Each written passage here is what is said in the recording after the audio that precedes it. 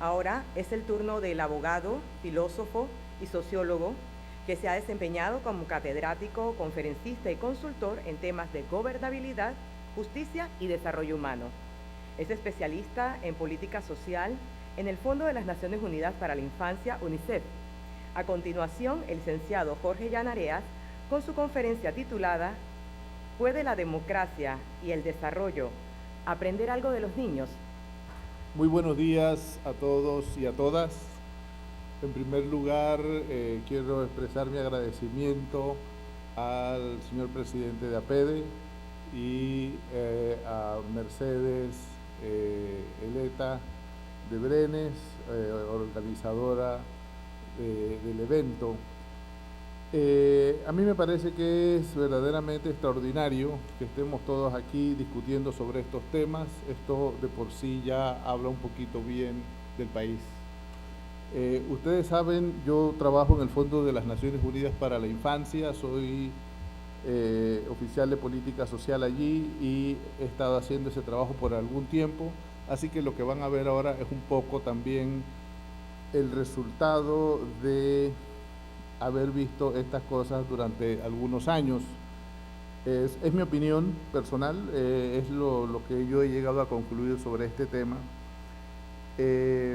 Tengo la buena suerte de tener en Orlando Pérez y en Harry Brown dos buenos amigos.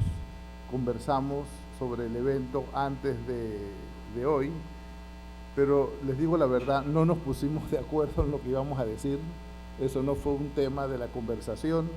Así que yo he escuchado con mucha atención lo que ellos han dicho hoy y algunas cosas pueden ser un poquito repetitivas y algunas pueden ser un poco discordantes.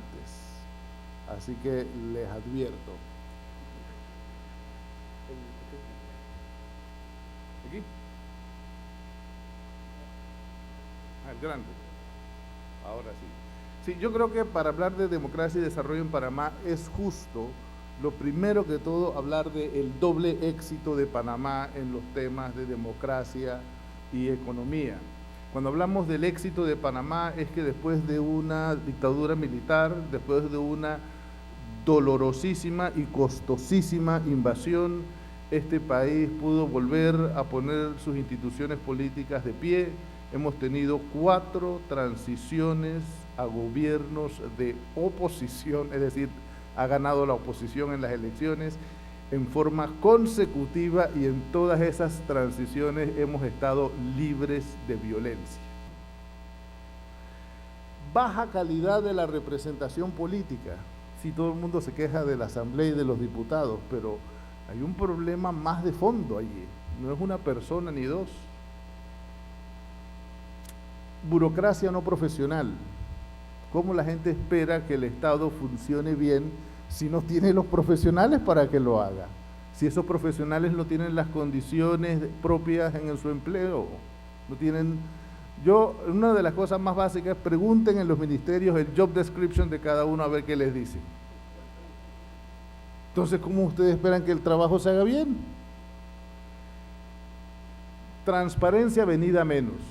Yo añoro la época del año 2003, en donde coincidimos con un presidente de la Asamblea, un presidente de la Corte y un defensor del pueblo que todos exigieron a todas y cada una de las instituciones del Estado panameña que pusiera su planilla en internet y estuviera al día con la transparencia y con todas esas cosas.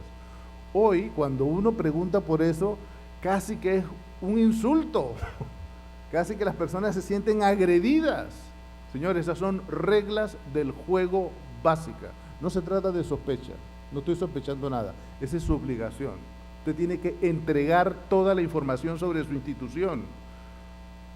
Es que eso es lo que es la democracia. Usted no está allí porque es rey. Usted está allí cumpliendo solamente con una obligación.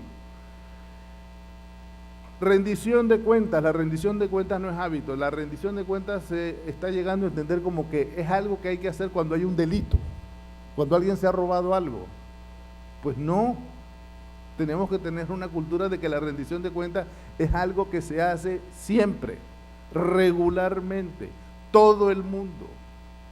tenemos que tener una cultura dentro de las instituciones en donde las personas que trabajan con el jefe de la institución normalmente le exigen que rinda cuentas. Pero es que no somos esclavos. Democracia, preocupaciones por la democracia. Y finalmente, yo creo que esto lo digo de una manera así muy general, tenemos una preocupación por la ausencia de instituciones de participación. No se trata tanto de lo que esté regulado en la Constitución o en la ley, se trata de lo que estamos haciendo. Esto de la participación ciudadana en las políticas como que no está ocurriendo. Uno quiere saber, bueno, uno cómo hace, dónde va, con quién habla, cómo se entera de las cosas. Uno sabe que se están tomando decisiones importantes, uno sabe que están ocurriendo cosas importantes. ¿Y cómo hace uno para enterarse? ¿Cómo hace uno para incidir? No estamos llegando allí. Entonces, creo que eso tenemos que mantenerlo como una preocupación. ¿Cómo se hace para incidir en el ciclo de las políticas públicas? ¿Cómo se hace para decidir que algo es un problema? ¿Cómo se hace para evaluar algo? Para decir, oye, ¿está funcionando bien o está funcionando mal? Todo eso son parte de las instituciones democráticas que se necesitan. En el tema de las instituciones de participación, yo prefiero incluir bajo ese rubro el tema de lo que normalmente la gente llama grupos vulnerables. Es que ser indígena no tiene por qué ser indicador de vulnerabilidad. El problema de los indígenas es que están aislados, excluidos de lo que es la participación en la vida pública del país.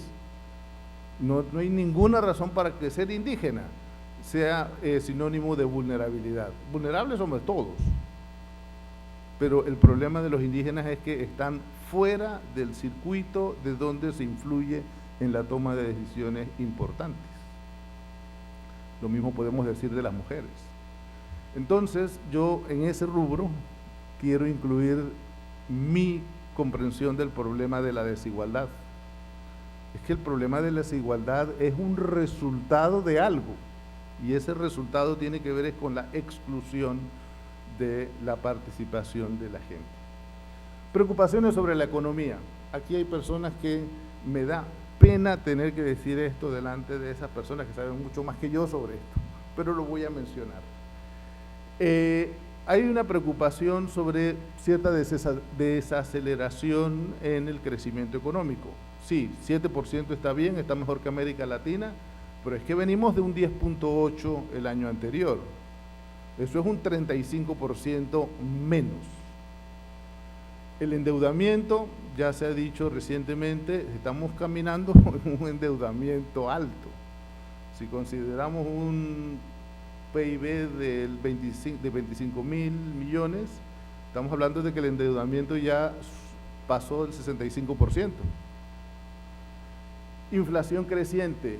Para darles algún dato, el índice de precios al consumidor el año pasado aumentó el 4%, pero lo más crítico en realidad es el grupo de alimentos, que aumentó el 6%, y el año anterior había aumentado el 9%. Entonces, esto es una materia legítima de preocupación.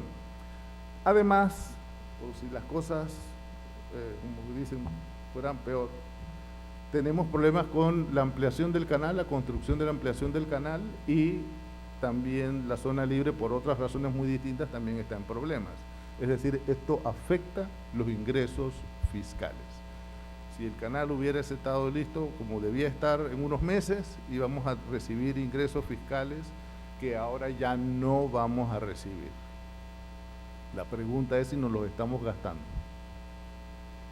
También uno de los temas importantes en materia de economía es el empleo. Ya antes dijimos que el desempleo era muy bajo, pero sabemos que está aumentando el empleo informal y el subempleo de una manera importante. Estos 37% y 11% es lo que el Ministerio de Economía y Finanzas reportó el año pasado.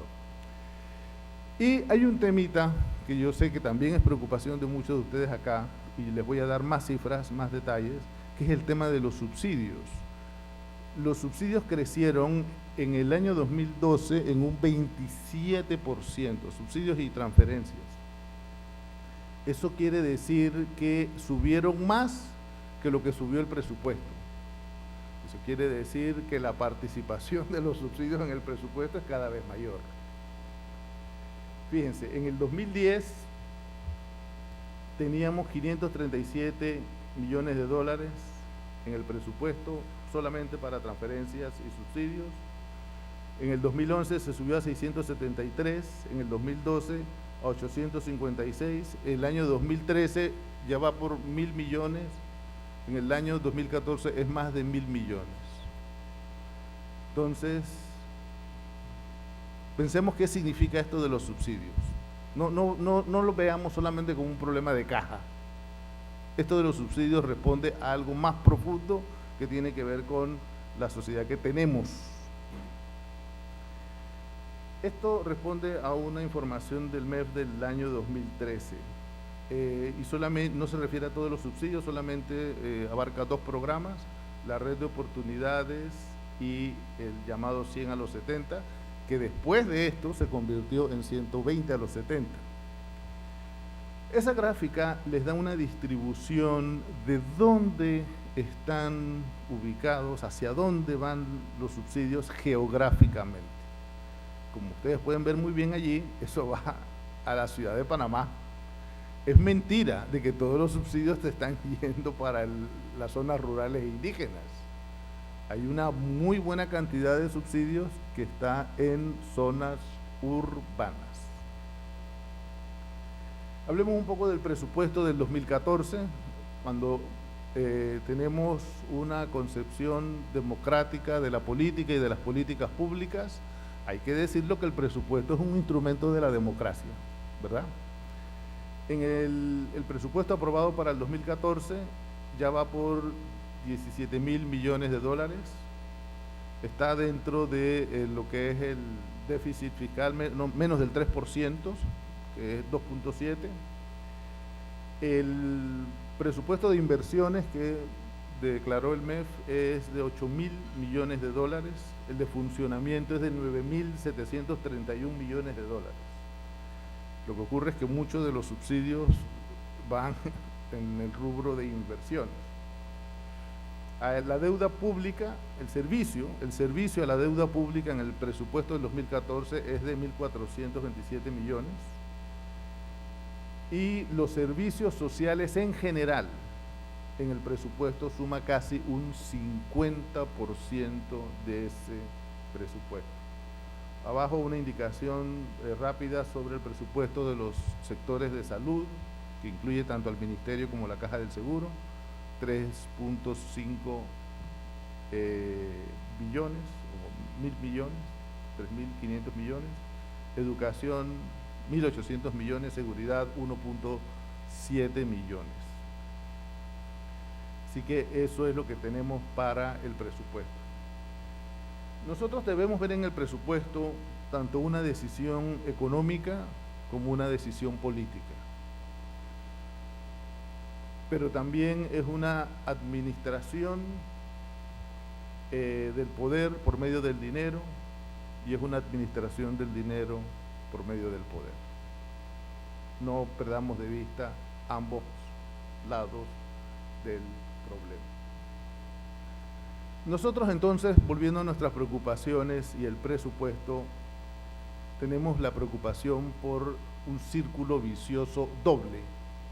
¿Cuál es el círculo vicioso doble? Bueno, que por un lado las malas decisiones económicas pueden menoscabar la democracia, porque lo que estamos viendo es que la manera como estamos usando los recursos del Estado puede producir unos efectos o puede producir otros.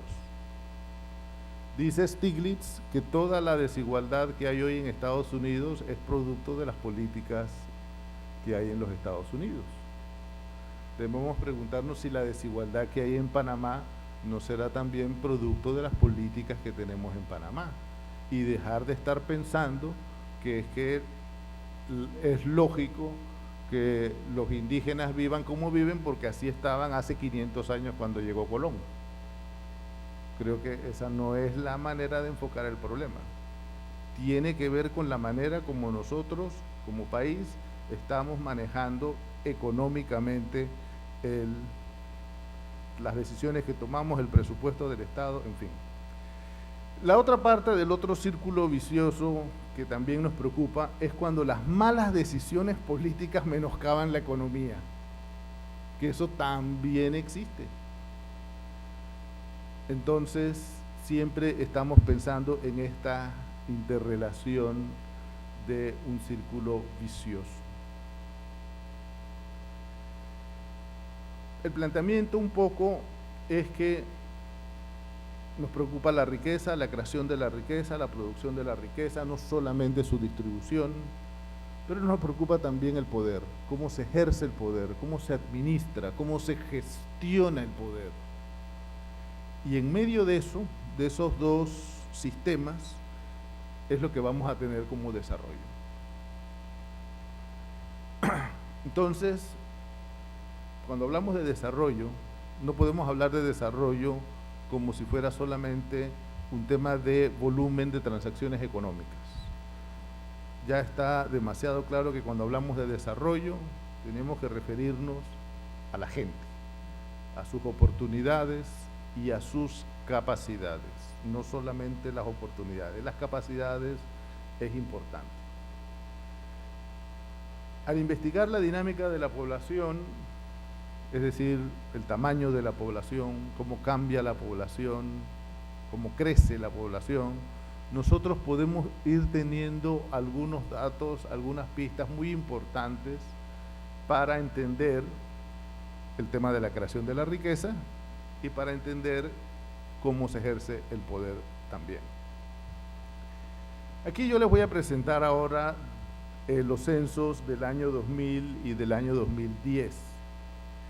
En realidad, aunque se vean más o menos igual, las pequeñas diferencias que hay son muy importantes, porque esto que están viendo allí se refiere a un momento crítico en la historia del país. Esto no se va a volver a repetir, estos cambios que están viendo allí. Estos se han dado en estos años que estamos viviendo y quizás no nos hemos dado cuenta.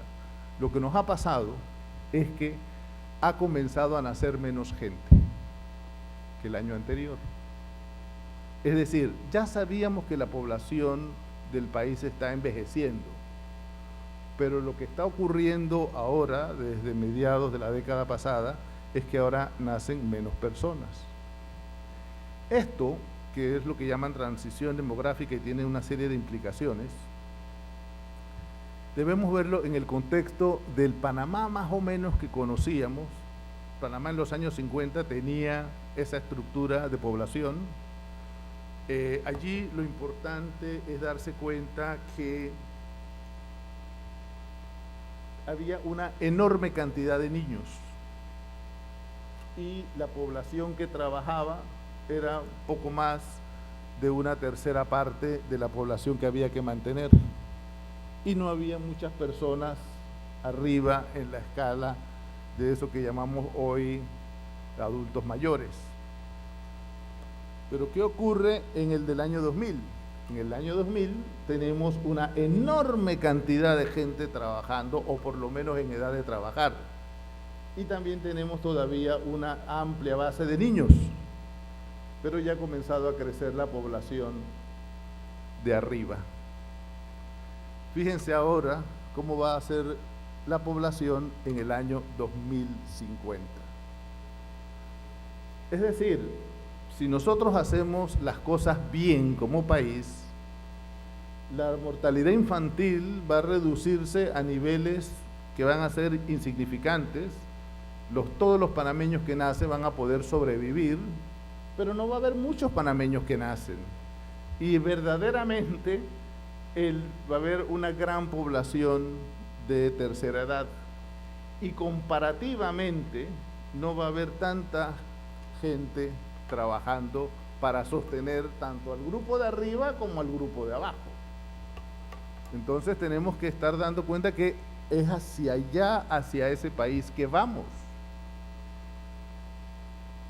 Si le puedo dar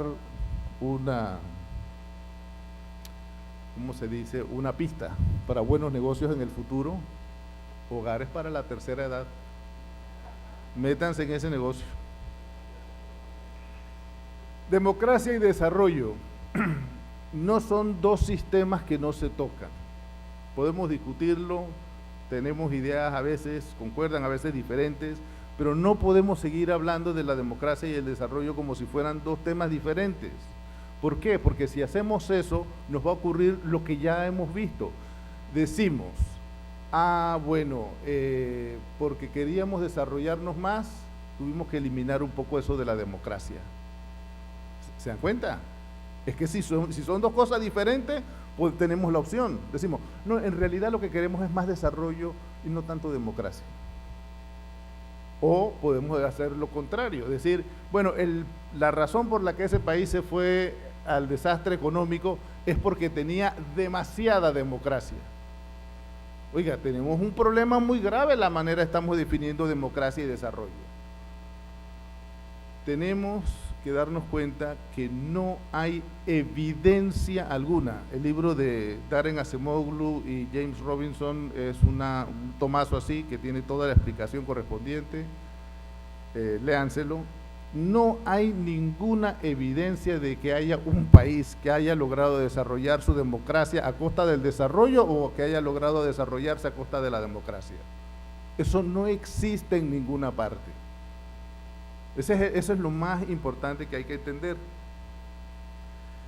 Ahora que tenemos la pantalla de democracia y desarrollo un poquito más cerca, yo quisiera volver a un concepto que todo el mundo asocia con el desarrollo sostenible, que está en el informe Brundtland de 1987, pero que en realidad no es tan nuevo. El pacto entre generaciones, eso que llaman desarrollo sostenible, obliga a conectar la democracia con el desarrollo porque es acerca de un doble pacto. Es un pacto intergeneracional, es decir, la generación de hoy no puede agotar los recursos que necesitan las generaciones futuras, pero también hay un pacto intrageneracional. El pacto intrageneracional es los distintos rangos de edad que hay dentro de esta población. En Panamá hoy hay más de 1 millón de niños que dependen de los adultos responsables para poder crecer y desarrollarse sanamente. Fue Edmund Burke en 1790, en aquel extraordinario libro Reflexiones sobre la Revolución en Francia, que escribió: el Estado es un tipo de asociación, no solamente entre los vivos, pero también entre los vivos y los muertos y los que están aún por nacer. No tenemos el derecho de tomar una serie de decisiones que van a poner en peligro la sobrevivencia de los niños que están ahora y de los niños que vienen. No es verdad, no tenemos ese derecho.